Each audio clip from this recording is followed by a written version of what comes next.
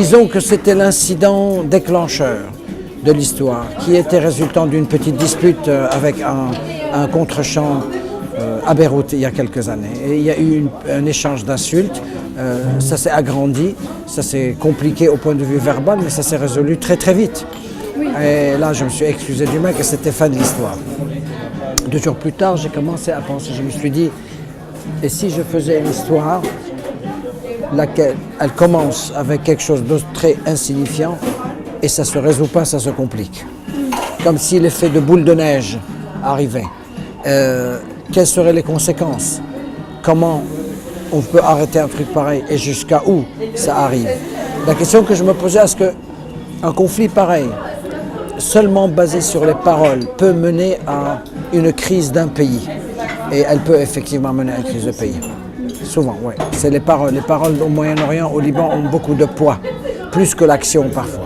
On donne beaucoup d'importance aux mots, aux sujets, certains sujets. Il faut parler de ça, pas parler de ça.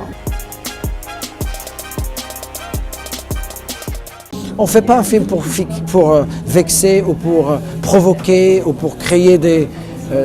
c'est pas ça le but d'un cinéaste. Le but d'un cinéaste, c'est d'écrire une histoire qui tient de A à B, avec des personnages qu'on s'attache, avec des personnages qui ont des failles, avec des personnages qui ont des barrages à franchir.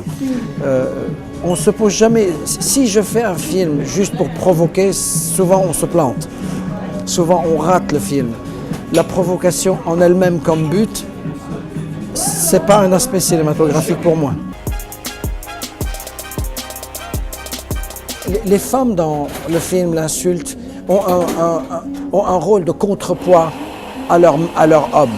On voulait dire que, on voulait montrer d'une manière bien sûr organique que la femme joue un rôle important, devrait jouer un rôle important dans la société, que les femmes arabes sont éduquées, sont belles, sont progressistes et que la mentalité de l'homme, elle est peut-être devenue un peu ancienne et archaïque et qu'il fallait falloir écouter le point de vue des femmes. On a aussi choisi, comme vous pouvez le constater, des femmes qui étaient plus jeunes que leur mari, bien plus jeunes. On voulait montrer qu'il y a aussi une lutte de génération. C'est pas seulement l'histoire d'un procès ou d'une insulte, c'est aussi la différence des générations. C'était le producteur et le scénariste, au fait, et le co-scénariste qui m'ont appelé.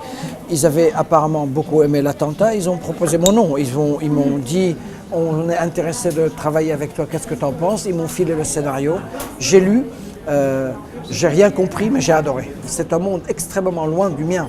Je ne m'y connais pas du tout dans la politique française. Mais quand je l'ai lu, j'ai tout de suite senti qu'il y avait une profondeur dramatique. Il y avait des personnages qui étaient très forts, joués par Kadmerad, Anna Mouglalis, Niels Aarstrup. Il y a un bon plot, une bonne trame. Il y a des situations humaines universelles. C'est ça ce qui m'a plu beaucoup dans le projet. Le challenge, c'était de visualiser, de tourner des scènes très dialoguées.